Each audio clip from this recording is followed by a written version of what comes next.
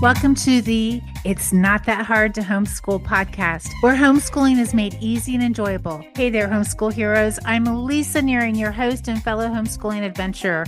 I'm thrilled to share tips and stories that will help you confidently, competently, and even contentedly navigate homeschooling. So let's jump in and make this journey a whole lot of fun. Hey, everybody, it is Lisa with It's Not That Hard to Homeschool podcast. We believe that every parent can confidently, and even contentedly homeschool their kids. I am here today with two very special guests, my friend Angie Ferrell and my friend Jinks, who also happen to be teachers at True North Academy. Now, today we're going to be talking about American exceptionalism and the American story as we head into the 250th birthday of America. But before we do that, I want you to just hear from Angie and Julia and get to know them for a minute. So, Angie, you want to go ahead and introduce yourself? How did I know you were going to pick me first? All right. Because you're on the top of my screens. My background's kind of interesting as an American history teacher in that I spent almost 20 years in mental health. So that's kind of a strange crossover, but it's an interesting story. When I left mental health to become a homeschooler, I started asking a lot of questions about education. You know, what is the purpose of education? What does a good education look like? All these things. And when I came to the conclusion that the modern education system was really off track, and started digging deeply into that for my own children, I realized that maybe I had a heart to want to do this more so in the future. So I went back to school as my children aged out, started to graduate, and got a master's in education. And interestingly, I actually did a project in college on storytelling. And I had no idea that this would sort of open my idea or my mind to the idea of storytelling, not just through books, but through history, and how that answered the question for me about what the value of education was, which is that passing on of values, right? The transmission of culture. And so it really got me thinking a lot about how I wanted to fit into education as I moved back into the workforce, and the idea that I wanted to be a part of that transmission of culture. And so American history fits perfectly into that. When you think about from the beginning of time, we've been sitting around the fire telling great stories, right? And they might be real stories of history and they might be fictional stories of literature, but there's still those stories that tell about our heroes and our challenges and our victories. And those are the things that inspire the next generation. So I wanted to be a part of that. And I actually went back to work during the pandemic, which was quite an interesting challenge. And I've just had a passion for teaching ever since then. So I'm really excited about being able to be a part of that with you and on our 250th for sure. That's awesome. Thanks. Julia, can you just tell people who you are and why you're teaching American Lit and Comp? So my name is Julia Jinks, and I am teaching American Lit and Pop. I have four children, and when I was homeschooling them from the very start, we just struggled so much with writing. And so I'm a writer, and I love to help them write. So, and writing their stories is so important. But I think it's so important for kids to read the classics, the American literature classics, along with learning how to do some really interesting writing. And I think that reading stories, just like Angie said, is so important for kids to understand where America has come from and where America is going and their part in the American story. So I really think it's important. I wouldn't say all of the great books that we read are great, but they do teach us a lesson about truth, and there's contradictions, there's complexities. How do they measure things as they go through their world and their life? And I think there's a lot of great discussions that we have in the class where they really wrestle with these books and whether or not they are great, and what things and what flaws they do have, because we know that there is one truth ultimately. And hopefully all of our conversations get back to that one truth, seeing the flawed characters and the things that they do.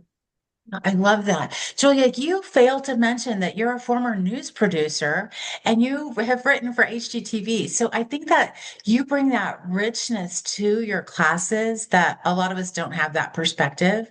And I just wanted to mention that because I think that's really an important um, perspective that you bring to the classes that you teach. And we all benefit when you talk because you're a little soft-spoken, but you're also opinionated, and you're a well-informed, opinionated person, which is almost an anomaly these days, it feels like. So I did want to mention that to to our listeners. You bring such a breadth of experience to the classes that you teach. So I wanted to give a brief definition of American exceptionalism because I don't think this is a term that we hear very often anymore. And as we're entering July 4th is going to be the 250th birthday of America. I love America. I think it's an amazing place to live. Is it perfect? No. But we have so many opportunities in America. We get to choose how we're educated, who we marry, where we live, if we want to travel, how much money we have so many opportunities, and it's such a unique place in the history of all time. So I do believe in American exceptionalism, but I'm going to read a simple definition of what that looks like. American exceptionalism is the belief that the United States occupies a unique place in history, a nation founded on universal ideals of liberty, democracy, and individual rights, and therefore set apart from and to be an example for the world.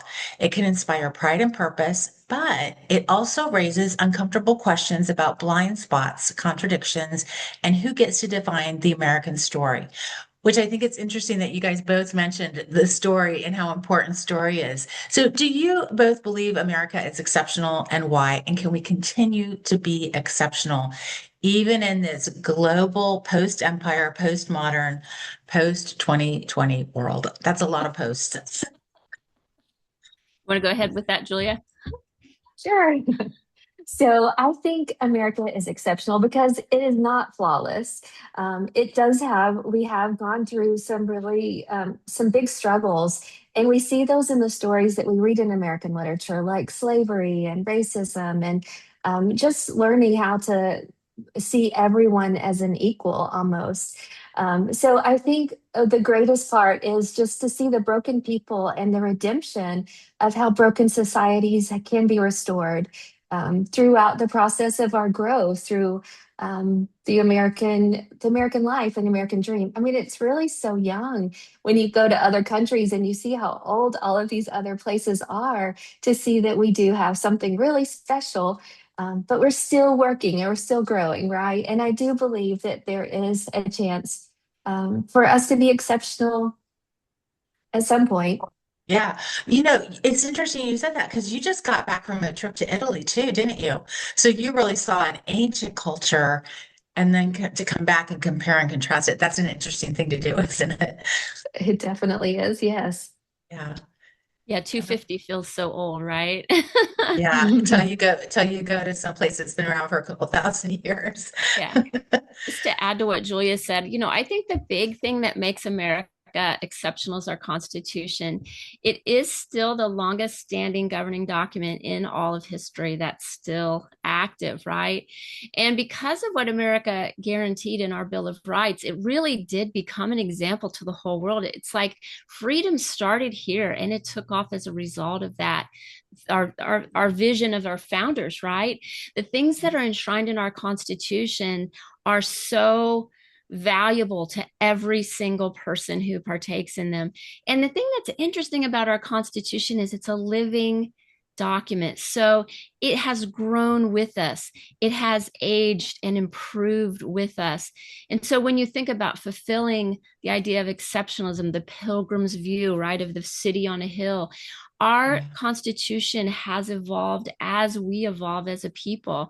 And so while we think sometimes that maybe the world's too divided or things are too bad or that maybe it's just no good anymore, we should throw it all out, I try to remind my students that division has always been a cycle of history, right? We go through these periods that seem hopeless.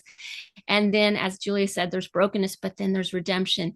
And I think back, I always use the example with the kids. Think about a time at the beginning of our of our country, when our vice president shot dead the former Secretary of Treasury, Alexander Hamilton. I mean, think about you want to talk about That's division, crazy, crazy people times. fighting over politics and the Yeah. passions that are a part of being human is just part of really every nation's story, but it's our story as well. And so we shouldn't lose hope just because there's been downs. There's always ups on the other side of that. I truly believe that. And it's because of the way our Constitution was structured that we can grow and evolve with better ideas. Yeah, exactly. I think so too. Anything you'd add to that, Julia? Or I think there's so many of the stories that we read in our class that really represent that and show that to the kids in a, an interesting way, in an entertaining way, but also a way that teaches them about the depth of those struggles that have happened throughout history. yeah, yeah, I agree. I love historical fiction for that very reason, is that you get a good view of what's happening historically, but also some of the humanity in it too. That I'll just say one of the most profound book series I ever read was in high school. I read John Jakes, this is how old I am, series of 1776. And the Yeah. theme of that book was take a stand and make a mark. And Mhm. literally that has been like one of the phrases I look to in my life. Like it's no good to just go through life just having things happen to you. Take a stand. And people aren't going to like you for it. You're going to get a lot of flack. You might get shot at. But in the end, you've made a mark. You know what I mean? So I think historical fiction too, and I think you're reading maybe some primary documents, but it can have a really profound impact on our kids as well. So um, that leads me to another thought, is that so many cultural narratives about America frame it as a land of second chances. We hear about this with, people coming over here and why they want to come here and make the sacrifices to come here. And there's a lot of optimism about that, but there's a lot of hidden costs to starting over. Do you have those kind of discussions in your classes? Like, you're coming over here for opportunity, but what do you leave behind? And I think that's part of the fabric of America, is that as people have come over here and started over, they have left things behind. And we've Mhm. all started over at some point. I just think of our house fire in 2009. We lost 90% of what we owned, and we rebuilt our house from the studs up. And it was such a pivotal moment, kind of like 2020 for a lot of people, where everything that had happened is not going to happen because you don't have the resources and the stuff. So there's cost to that too. Do you guys address that in your classes? What are the costs people and the sacrifices people make to be part of America? And does it always work out for them? It's interesting. I haven't thought about that. Does it always work out for them part? I mean, it is definitely a natural part. So the class that I teach is American history and film. So we watch a lot of it through feature films. And there's definitely, Hollywood's had a lot of fun with that part of it. They like to show the story of the underdog. But I think it's a great idea, the exploring. We look at that, of course, initially with the pilgrims, right? Many of them perished on the boat. They never even saw America. And then the ones that got here as they began to move west perished in the wilderness.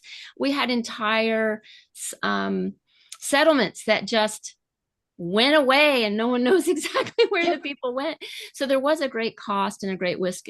And then of course, as we continued to expand west, the attrition continued. So I think the students are well aware of that, but it's really something they're never going to connect with fully, since they have never gone through those kinds of struggles.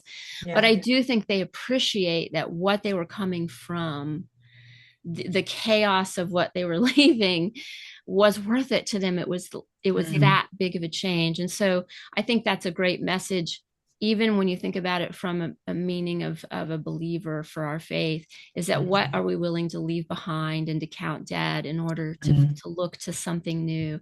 And so the real cycle of history is, again, going back to that idea of brokenness and Yeah. redemption.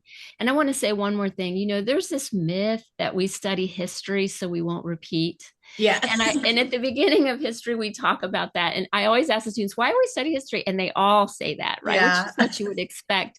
And then I show them this video that shows how literally everything that's happened in history has Repeats. basically repeated itself over and over and over. And some people say, no, it doesn't repeat exactly, it rhymes. Okay, that's fine Yeah. too.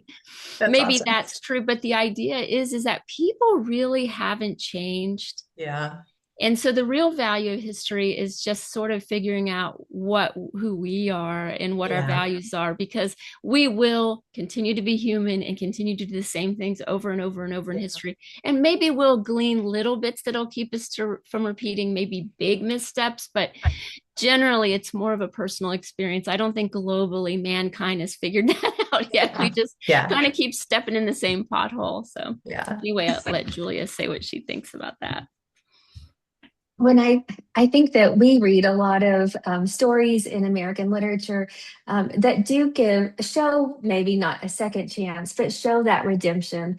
Like Mark Twain works so hard to show how yucky and ugly slavery and Yeah. racism was. He did. And if my students come out of the class and say, well, that book was all, that was, a racist book, I think, wow, you totally missed the point, because he was taking something so ugly and then redeeming it Mhm. for something new, for America to have a new beginning Yeah. with slavery and racism. And Mhm. so I think that that's so important for the kids to see that, just like Mark Twain, you could take what you see in America and you can do something else with it.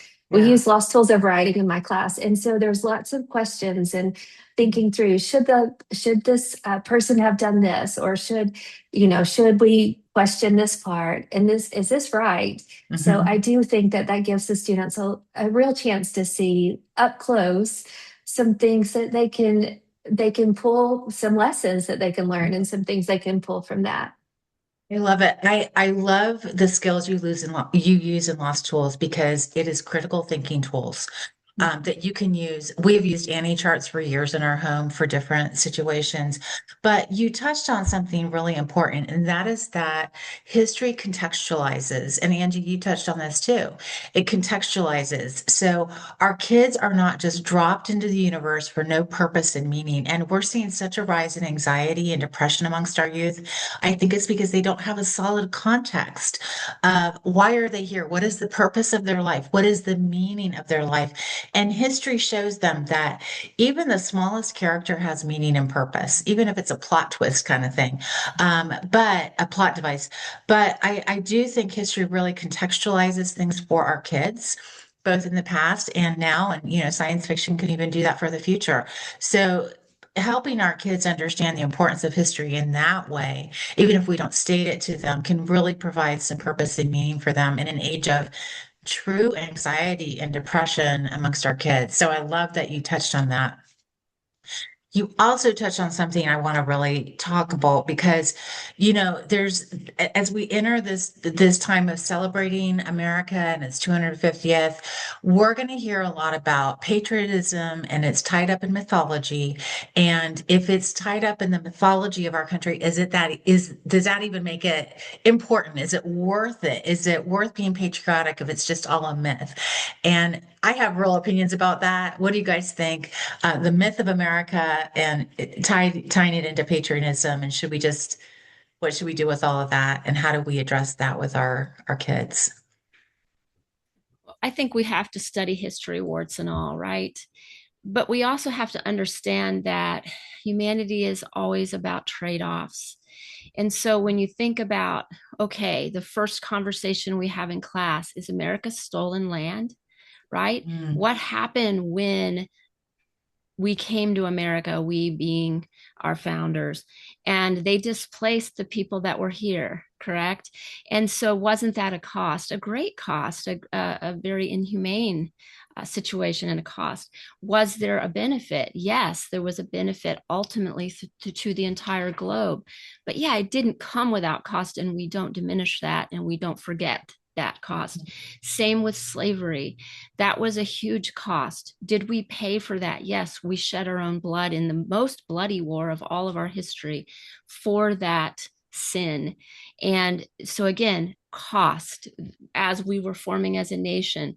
the slaves were part of that vision and they suffered and they Mhm. shouldn't have. So there was the cost. But then again, the war was part of that as well. And then you look at things like the internment of the Japanese during World War, right? We sent our sons and daughters to end fascism in the world, but yet in our own home, we were enslaving people simply because they were the wrong race out of fear. So I think I'm always framing that in my history class of looking at there's trade-offs. There's these great things that America did. And there were these other things that were a cost of that. And it's never going to be as clean. I tell the kids all the time, well, I got bad news for you. You are now in the age where stories don't always have a happy ending. So it's kind of like I remember with my kids the first time we read a fictional story that ended like Old Yeller, right? Where, prior to that, all the stories were and they Yeah. lived happily ever after. And then they had that and they're like, Mom, this was the worst story ever. And it's that coming of age, correct? Where we have to begin to not just look at all of the heroic happy endings, but we also have to realize all the costs that came from that. And so we never diminish those, but it doesn't also diminish the good.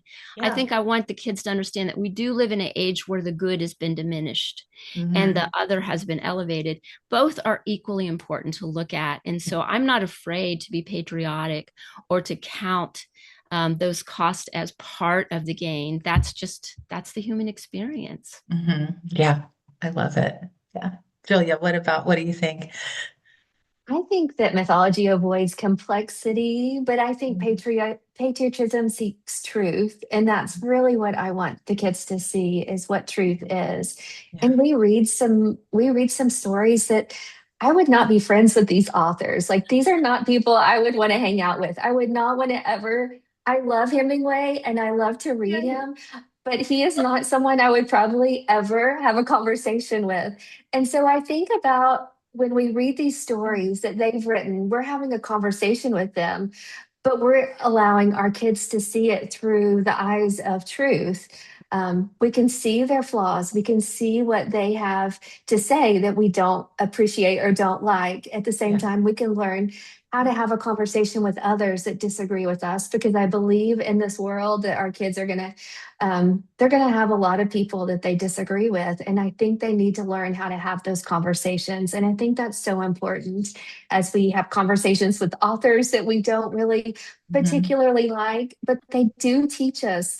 I mean, if we didn't read Hemingway, we wouldn't understand how dense and how packed he can put things into a sentence that would take Mhm. most of us paragraphs to do. So Yeah. I love his work, but he's not someone that I would really want to be friends with.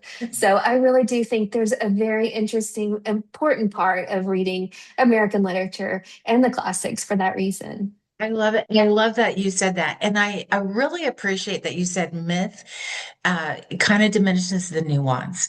Because if you just think about George Washington and the myths surrounding him, it makes him kind of a simple character. And yet he was truly exceptional. He could have been king and he turned it down and he said, no, we're doing something new and unique. That is an exceptional human being. And so some of the myths surrounding George Washington elevates him to a simple character so we can really appreciate what an exceptional person he was, because most people would have said, yeah, I'll take the throne. I'll create a family franchise for myself that lasts generations or whatever. And he said, no, I'm going to go back and be a farmer. So I love that. That's a great definition of mythology. I think it does remove some of the nuance. But as you study history, as our kids get older, just like Angie said, really getting into the nuance, we don't always have happy endings. And how do we keep standing at in the cost of an unhappy ending? I think that's, Thessalonians says at the end be found standing, which assumes we're all going to fall down. And so if we can teach our kids, like the big goal is to keep standing. So you have to get up when you're knocked over. And that again is contextualization of history. It teaches us those kind of things that as a nation, the Civil War, that knocked us down. Some parts of the country are still reeling from that, and they haven't really fully recovered. So, but we're still standing, and I think that's an important lesson for our kids to really take from history and reading those authors that we don't agree with. Agreed. Some authors I wouldn't want to be friends with or even have a conversation with, but they bring value. And I think that's an important thing to think about too. We don't have to agree with everybody we watch or listen to. And as our kids get older, it's so important for us to have those conversations. What did we not like about this? What is not a good takeaway? How would we live different, even as the author? And one of the things I love about your classes is that you guys go in depth into who is doing the writing, what was their motivation for doing the writing. It's not just read the book, good luck to you, and now write a paper. You're really getting into the motivations behind the authors and why they're writing and doing some lit analysis. And I think that just builds out the breadth and richness of the classes in so many great ways. So, as we approach the 250th, are there any stories or voices that you think deserve more attention? I know you guys have both taught American Lit and Comp and American History for a couple years now. I don't even remember how many, but it's been 3 to 5, I think. And so you've done 5. Wow, Angie. And American History with Film is one of our most popular classes, as is American Lit and Comp. And so you guys have done some deep dives. I know you guys both refresh your classes every single year, and you're always kind of going, do we really want to take this book again, or do we want to reevaluate and bring something else in? Which I appreciate your diligence in that because the students really do benefit from it. But is there any story that you think we need to really think more deeply about, or a story that we have not even like really touched on that you think more people should be aware of? Oof. You want to I know start, that's a Julia? loaded question. I'll let you start. Okay. I I think a lot of people have read, and probably a lot of parents have read The Scarlet Letter. Like they read it in high school, right? And they read it with a teacher who said, "This is the story. This is, this is what happens." And it's all about judgment, and it's all about all of these things, which is so untrue. I do believe that The Scarlet Letter has some really deep themes about humanity and about redemption and about truth and sin and all of these things that I just think a lot of people miss if we don't read it. If we don't read it deeply and think about what's really going on in the situation, Mhm. because we all are sinners. Like there's no one Right. that's not sinning. And in the whole story, I think Hester Prynne is, she seems like she's the one, even though she carries the burden, she is the one that is so sweet and so forgiving. I mean, she's the one who, I don't know. I just feel like after we read that story, all of the kids just loved her Oh, just I'm because glad. of how she dealt with her flaw and how she redeemed herself, I feel like, through it. So Mhm. I do think that there's a deeper meaning in that story. And I think there's a deeper meaning in a lot of stories. I don't Mhm. think the kids understood in Great Gatsby how important it was just to see just how tragic it was, the greed and all of those Yeah. things. I mean, it Mhm. is beautiful, but when then you look down deep, you can see the flaws and you can Mhm. see some serious problems. But Yeah. I think that we can find a happy ending, hopefully, in all of these stories because they can end sad. Yeah. I love The Scarlet Letter. It's one of my very favorite books because it does take such a tragic situation where somebody it's so uncomfortable how she's treated, and it's so unfair given the Mm, context of the story. We look at it and we go, that is so unfair. And yet in that culture, there was reasons why they were so strict and structured because people died if it wasn't. I mean, we can't really anachronistic looks at history really bother me when you say I'm postmodern, so everybody should, in their context and world, should have acted in a postmodern. I'm not postmodern really, but with that mindset. And we have to look at history in the context of which it was happening. And I think that story does that really beautifully, but it just brings in the truth of the gospel that even in unfair, unkind, ungodly circumstances, God can still redeem. And if we're humble, even when it's unfair, we can be the hands and feet of God. And so in Christ. And I think that's one of the most beautiful stories of redemption. And it's so beautifully written. So I'm glad you brought that one up. I love that one. Yeah, and a lot of people don't know that Hawthorne had a great grandfather or grandfather that was part of the Salem witch trials. So he had some really conflicted, Wow. history is a paradox, right? There's so much Yes. there to uncover. I was thinking, you mentioned Gatsby, and it made me think about the Gilded Age. Now, what an interesting talk about a paradox. We Yeah. had these titans of industry, these robber barons who also were taking advantage of the workers and letting little children die in their factories and running tenement housing because there was this flock of people into the cities, right? And thinking about all of that. And then yet it was a robber baron of the Sears, it was from the Sears and Roebuck founders that built 8,000 schools in the South because when Plessy said separate but equal meant that Blacks had to have their own schools, he said, well, then we'll build schools that are equal. And Yeah. so there's these weird things in history like that where you see these evil coming from these people and then this goodness too coming from the exact same group, the same people.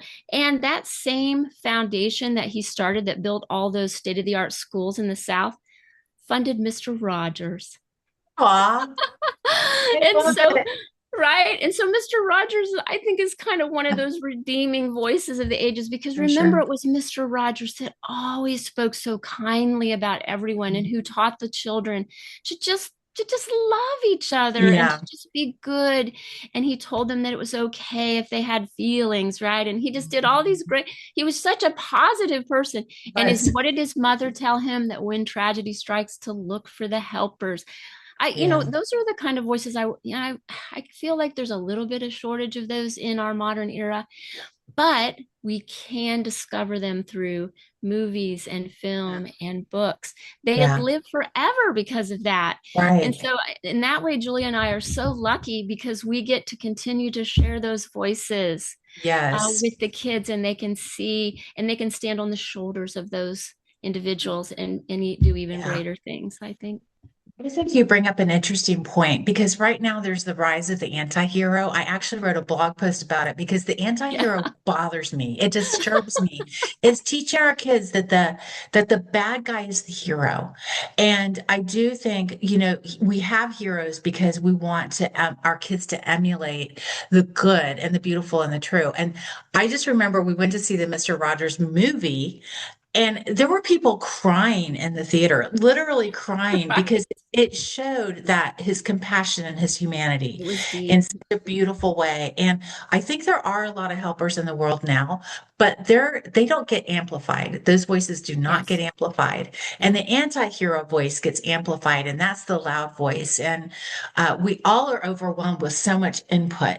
And that's why I think just the way you guys are running the classes and the heart behind it just allows the kids to slow down and think deeply about some of these ideas, and just what's the difference between myth and the actual history of events, and what is Mhm. story and the importance of story, and who should we emulate? Should we really try to be the anti-hero, or should we be the hero or the heroine?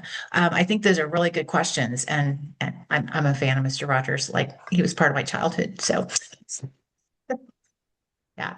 Um, okay, what do you both wish parents understood about how history and literature shape the way their kids see America? We've talked about this obviously throughout this whole podcast, but anything specifically that you wish parents understood about history and literature, how it is shaping the way their kids see America and themselves as I young think Americans? yeah, I like the question. I think in my class, because we're looking at film and Hollywood sort of has its own agenda, right? um, I'm trying to teach them how to be savvy consumers of media.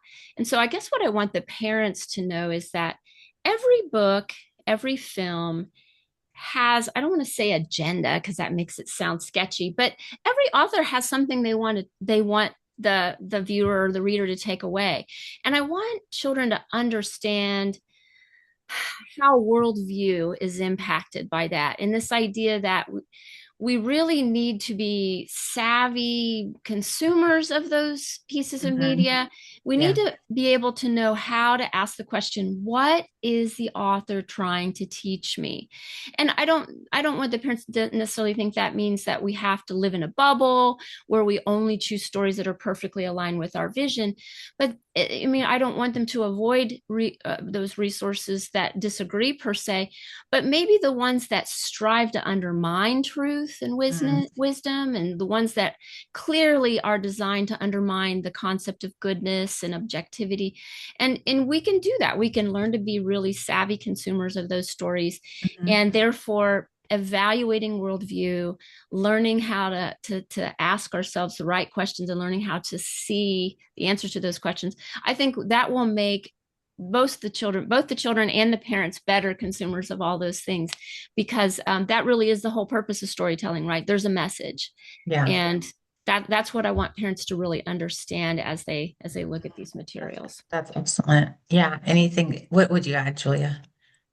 I think having I've had a couple of kids go off to college, even Christian college, and they've just been rocked. Their world has been rocked because of professors and instructors who have just said things that are not true.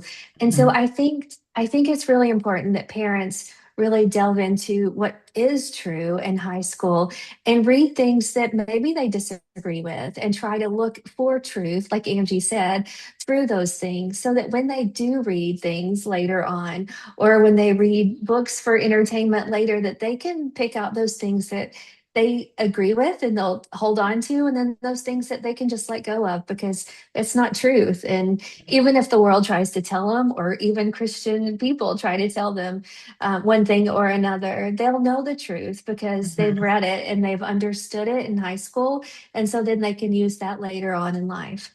Mhm. I think too, the better the storyteller, the more compelling the story. And when we are confronted with a compelling storyteller, we're like, we get so invested in it. And so if you have a compelling storyteller that is telling something completely untrue or false or wrong or evil or bad, it's easy to get caught into that. We see that in media right now with some of the really good storytellers. They're telling some really bad stories really, really well. And they have huge followers that are just falling into the trap of their ability to tell a beautiful story, even if it's wrong. And so I think, yeah, really helping our kids develop discernment.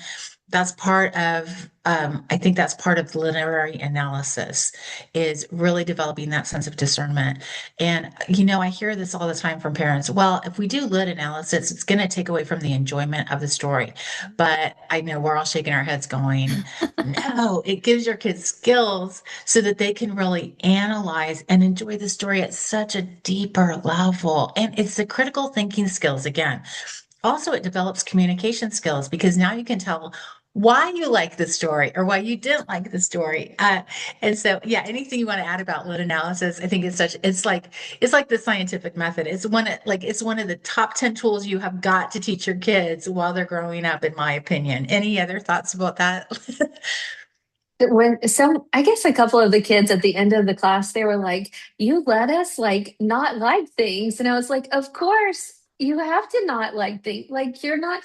I don't want you to like every book that we read, and while I want you to enjoy it, maybe the journey, it's okay to dislike things, and for certain reasons, and tell me what those are. So, yeah. That's brilliant, Julia. For a high schooler to be able to articulate that, you let me not like things. As a parent, I'm going, ooh, that kind of hits. Like, are we allowing our kids to have an opinion? And can they Mm. articulate what that opinion is? Again, back to critical thinking skills. But Mhm. that also equips our kids when they get out into the world, whether it's college or work, and they're confronted with ideologies and worldviews that go against how we've raised them up. Can they articulate why they don't like it or what pieces they want to integrate into their own life? Because if we can verbalize it, good writing, good speaking has to do with good thinking. And if they can't verbalize it or write it out, they probably have kind of mushy thinking. So, Yeah, excellent point. they need to be building good appetites, I think, building an appetite for reading, an appetite for truth. and they may not enjoy, like Julia said, they're not going to enjoy every story, but they're going to be able to articulate very meaningfully why. And that's a new thing. And that gives them confidence. And when they're confident, then they get even more interested in learning and build that appetite to know what am I doing? Why am I doing it? What is true? What is real? What is good? And so yeah, the disliking is part of that process just as much.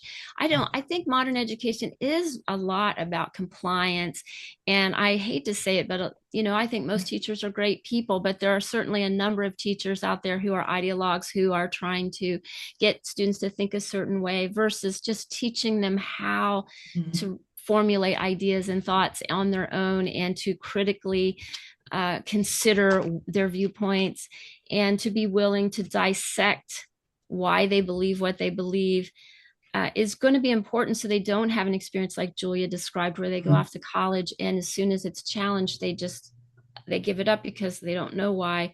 So I do think parents, I think that's a big push right now. I see that a lot from parents. I love that you're learning, that my kids are learning critical thinking in your class. I love that you're pushing back against ideas with them. When they answer a question, you're saying, are you sure? Because they need to do that now before they get out into the world, where they're definitely going to get. And the big myth, the big idea right now that I'm seeing is this idea that socialism is a super great idea. Yeah. It's just infected every institution. And so when we come into class and we learn together, in my class in American history, they'd see right away they have not learned the truth about socialism. And let's just dispense with that right away. We're talking about hundreds of millions of people murdered by their own leadership under socialism. No, it's not a better idea.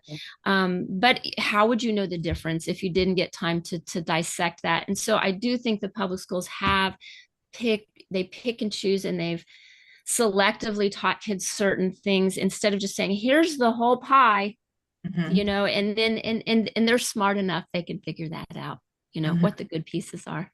Yeah. I believe it. I believe that. I think so too. That's a good segue into, what do you guys think? What perspectives or skills from your classes could change the way those conversations happen at home, about things like socialism and communism? What skills are you equipping the students with to have those conversations with their families? What do you think, I'm Julia? really putting you on the spot here. I'm thinking, because we read such classic literature, how what we learn. And I know that there are so many things that we could talk about. But I don't know. I have such a strong opinion about this. I'm trying to be very, I don't know, diplomatic. Just spill it. Yeah, just go ahead, Julia.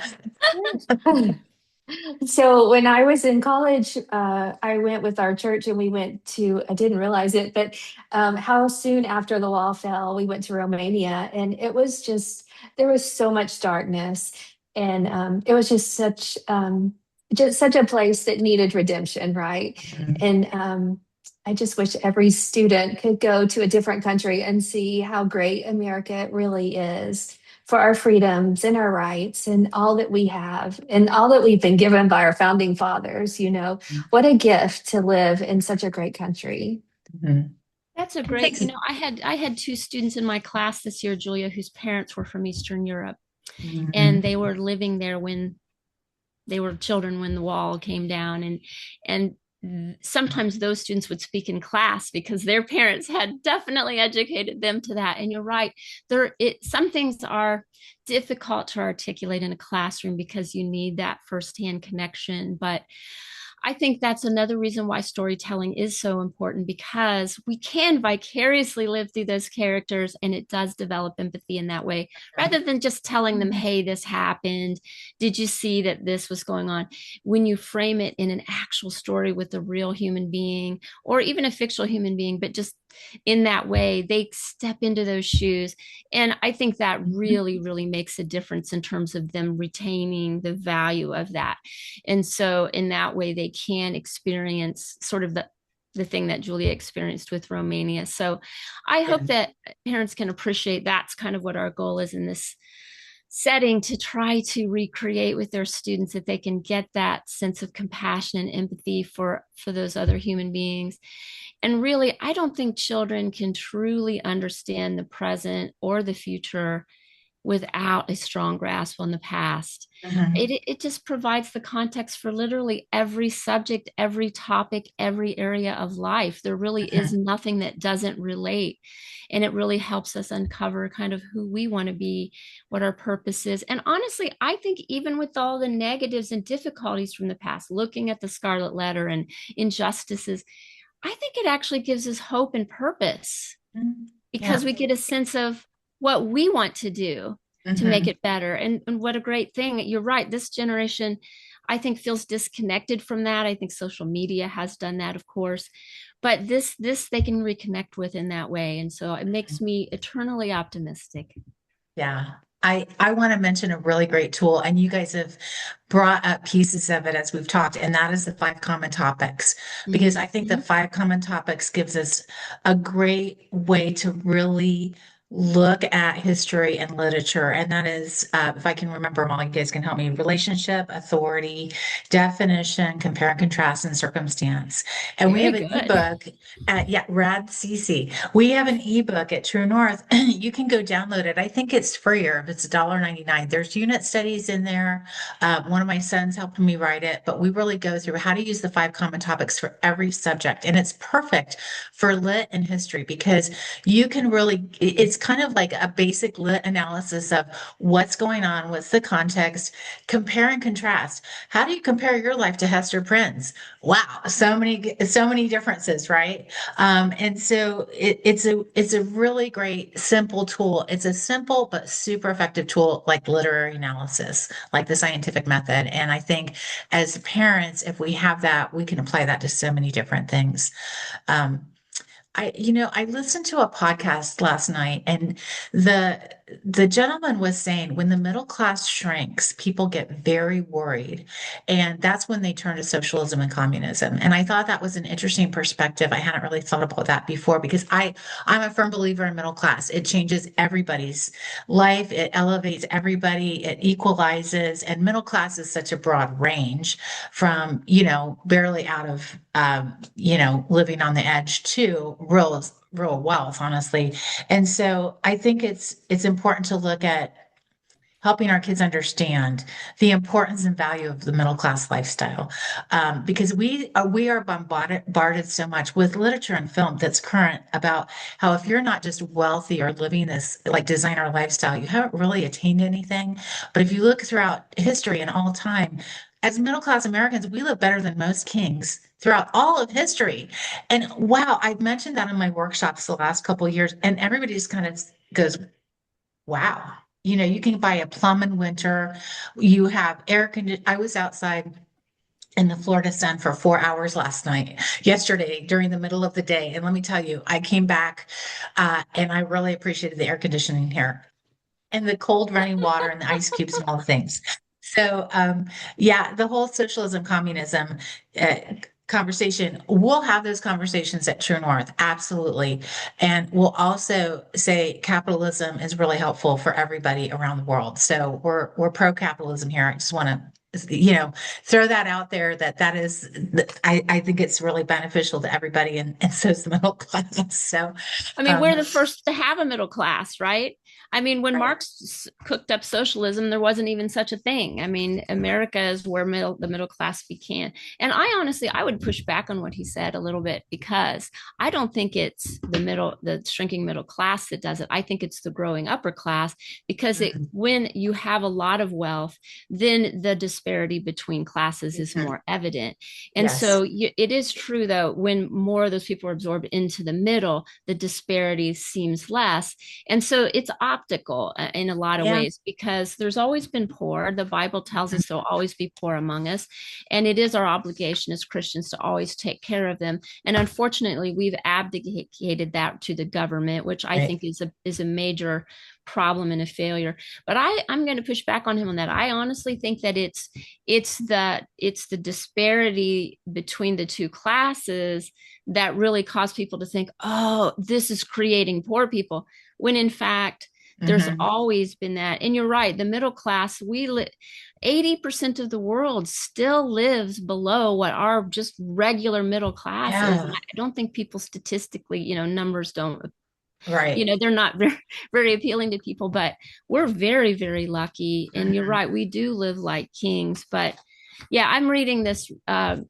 I'm reading. I'm always reading something, and I'm a nerd, so I'm reading some book from 1700 on economics, and this was before there was anything such as a middle class. And he talks about this idea of what really happens is that when you begin to build prosperity in a country, then people start looking, and because socialism is a doctrine of envy, Hmm. people start looking more at that and saying, oh, those people are rich, that there's a tragedy here because there's still all these poor people. If everybody was poor, nobody talks like Yeah, yeah, that's true. That's a it's great just point. a weird thing. Like nobody talks about socialism when everybody's poor, only Yes. when there's just a few rich people, because Yeah. it's a mentality of envy instead. And if you study history at all, you know that wealth does not bring happiness. And we study so many characters in our timeline where they were really wealthy and they, yeah, did not have things figured out. And that's another myth, isn't it? Yeah, it is. Great point. Great point. Well, and I mean, that's a good point. I'm gonna have to mull that over. I'm not saying I agree with him, but I just hadn't heard it phrased that way. So, Yeah, points I to mean, yeah, consider. Yeah, he's raising a yeah, very important point though, but it still goes back to that psychology of envy. It really it does. does. Yeah, that's a And great as way to put Christians, we're it. called to be better than that anyway. So I hope, I Yeah. think this year I've spent more time in class talking about the idea of materialism, and when as a nation we began to become more materialistic and less spiritual. And it really did start at the Industrial Revolution. It really ramped up after World War II. Yeah. We did a deep dive into Edward Bernays this year because he was sort of the father of marketing. And Mhm. I think that, yeah, I think the kids really started to understand a lot more contextually and what it means to have a materialistic view of the world and how much that takes the focus off of what you're supposed to be on. So Mhm. hopefully, Yeah. Lots to think about with that, oh, so Angie. Oh my much. gosh, yeah. No, It's a that's deep great. one. I love that you're talking to the kids about marketing because it is so important that we are being marketed to, or our data is what is being marketed. I mean, this whole where we're at right now is there's nothing new under the sun, and yet we're in a really unique time of history, I think. Yeah.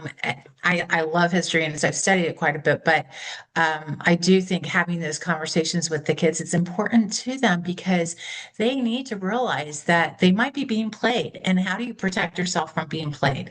That's an important point. And I mean, that is throughout all time, like from Hester Prynne and before, like that's just part of human nature is to see what you can get over on people, unless you have an external, perspective of you're following the Bible and following the Lord. And so it's not just about what you can get out of people or whatever. So that's fantastic. Um, what, if you guys could choose one film or one novel that you think best captures America from 1776 to 2026, can you narrow it down to one? And I was thinking about this and I'm like, man, I don't know. That's a tough one. It's a terrible question. I know. Okay, what's your favorite then? Let's go with that. Well, my favorite is one I can't show in class because it's rated R. Oh, but you can But tell us what adults. Saving Private Ryan.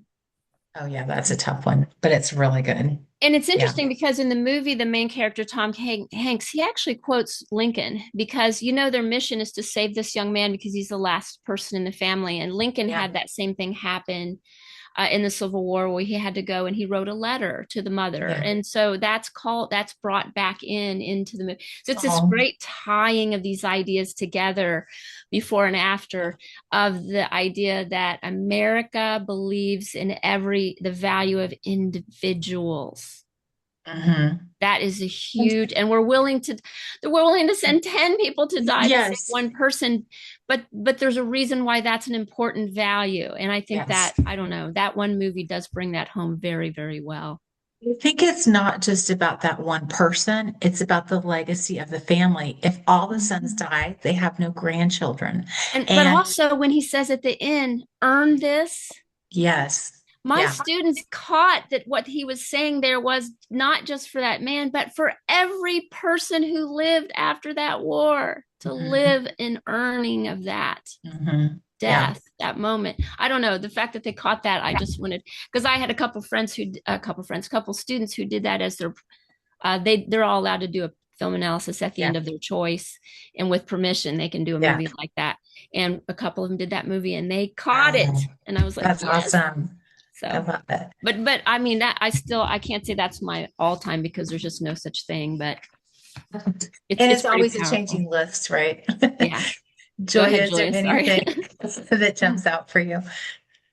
I really, and I'm really sad to say this, but and I probably have read it before, and that there's so many books. It's really hard to choose. But I just really loved I loved Mark Twain's Huck Finn. There was just so much freedom and there's fun in it, but then there's also so much truth that that he reveals to the reader. So Yeah. so for this year, it's been Huck Finn. For It's this been my year. favorite. Yeah. She's like, I'm not going beyond this year. This year it was Huck Finn.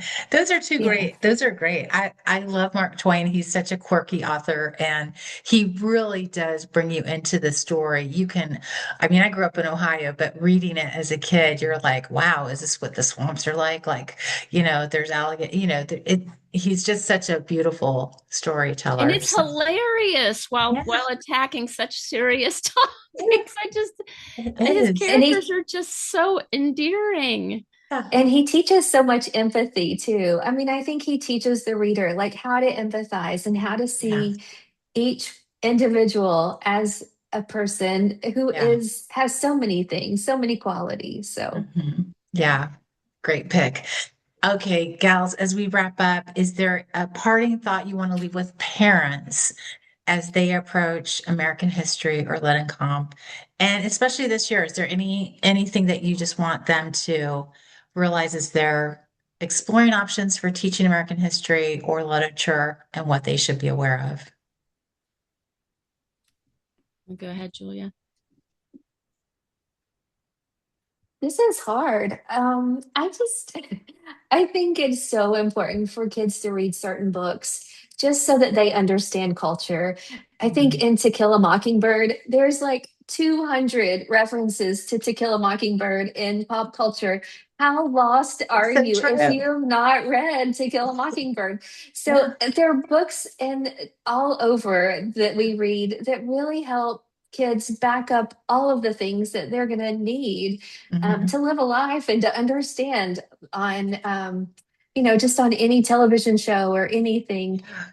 Even SpongeBob did a whole thing on the Telltale Heart, and the kid when I showed it to the kids, they were like, what? What? Now we understand. So there's And just so many references. and you're referencing the great conversation. When we give our kids the ability to read and watch great literature and great words, we're helping them be part of the great conversation throughout all time. What a gift, because they can think more deeply and more broadly about so many different things. Again, back to that critical thinking. I've been hearing, I know Angie and I have talked about this, and Julia, we've kind of touched on it. There's a phenomenon called brain rot right now where kids are just scrolling, and this next generation, their IQs are literally lower. They're having a hard time reading novels. A lot of high schoolers are just taking novels out of their curriculum because the kids can't read them. And when you're just reading snippets of a novel, you're not getting the overarching themes. You're not understanding the depth and breadth of the human condition. And again, history, it teaches context, and our kids are really becoming decontextualized by these short form reels and the scrolling and all the things. So parents, get your kids off devices this summer and give them some great books. If your kids don't like to read, here's an easy solution. Read the book to them. They love that They don't always. have to be little kids to read out loud to them. Some of my kids, even as young adults, would read to each other books. They would share books and just read snippets to each other or read the books to each other.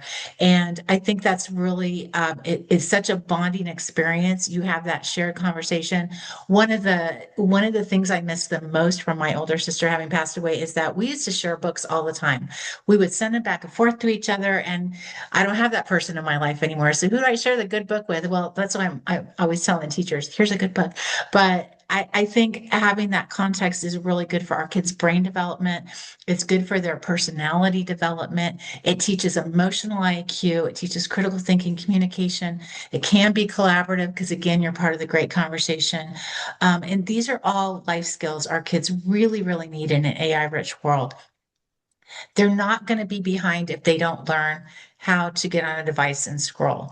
They'll be fine. I grew up without internet and I own some online businesses. So you don't have to grow up with it to know how to figure it out. You just you need to know how to learn, which is what both of your classes teach. So before we go, thanks for the great conversation. Tell us a little bit about the American History Through Film class and the American Lit and Com class.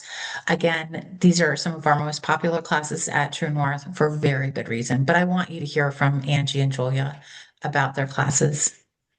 Okay, so American History and Film, we use no textbooks. I do use some articles online, but mostly all online videos and reels, short reels for a weekly timeline. And then we use feature films, which we analyze.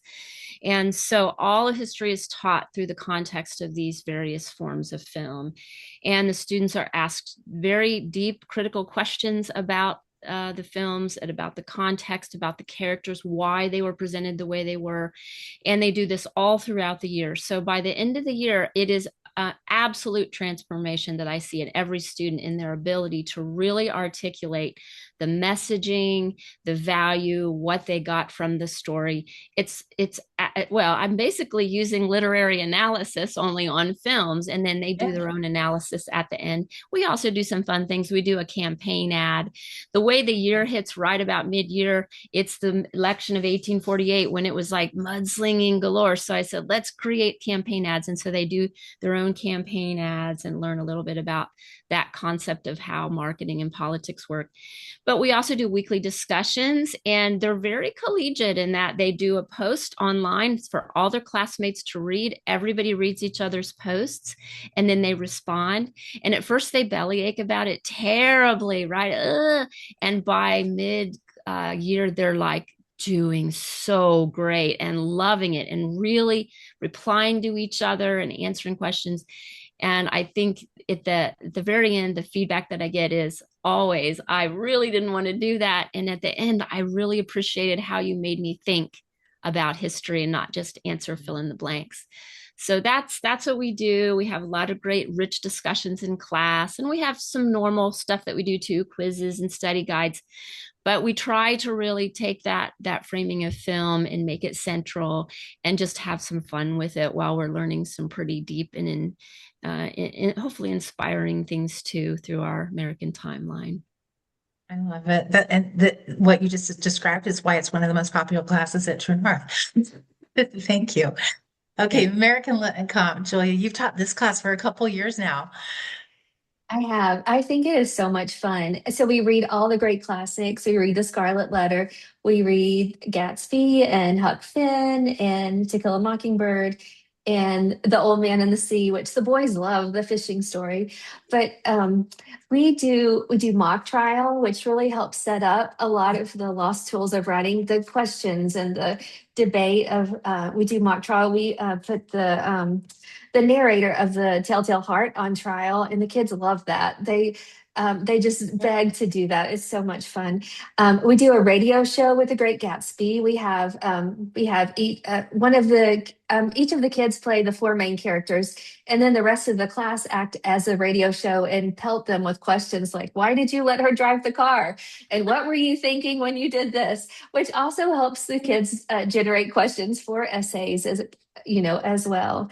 But we have a lot of fun, and I think I threw in some transcendental reading this year just to see if it was fun. And the kids loved it. They loved to see how pop culture and transcendentalism just go hand in hand together. And just to recognize so much of that thinking Yes, is popular. it So I is. think Yeah. it was super fun to do that. But I want my kids to come away thinking literature is fun and writing is something that I can do easily with confidence. And I do believe that most of the kids will come away thinking, oh, I can totally write, a 5 paragraph essay. I've been Yeah. writing 9 paragraph essays all semester or all year. So that sounds easy. So I just think that I don't know. I think writing and reading great literature is very important. You guys, Julia, your class is so unique, and you guys are both using traditional assessment tools, but you're also very project based. I get this question all the time. Okay, are my kids going to just sit and watch a talking head and fill in the blank and answer questions and quizzes and tests? And these classes go so far beyond that, it's not even funny. The fact that you do a mock trial online is just incredible. The Telltale Heart Project cracks me up. I think it's fantastic. I want to mention something else before we go. We do work with co-ops and class days, and we have every year since we started in 2018. Julia actually did American Lit and Comp last year with a co-op. So if you have a co-op and a group of kids who you want an expert teacher, if you want a subject matter expert to come to your co-op or class day, you can just email us or call us. Our information's on the website at True North Homeschool Academy, and we're happy to talk with you. We give a group discount, and you get our amazing teachers for your local class. It's a win-win. And Julia, I know you've done that a couple times, and you had a blast doing it, didn't you? It was a fun group last year, wasn't it? It really was fun. And it was fun that they kind of knew each other. They Yeah, had a little bit of background on each other at the same time. We had a couple of other students join in, which yeah, I really feel like helped too. So yeah. And we're going to do that again this year with American Lit and Comp. So let us know. Angie and Julia, I think the world of both of you. I'm so honored that you've chosen to work with True North and teach at True North and be part of our amazing cohort of teachers. You guys bring so much value to our community. So thank you for choosing to be at True North and for your friendship too. I just value both of you so much. So you guys, if you have any questions, we'll put links to the classes. We listed some other just ideas and stuff, and I'll list those in the show notes. If you have any questions about either class, we would love to chat with you. And again, it's really doable to homeschool. You can do it confidently, competently, and even contentedly. It's a beautiful way to raise your kids, and it's a beautiful way to spend your time as well. So hopefully we'll talk to some of you soon. And if you have any questions, let us know.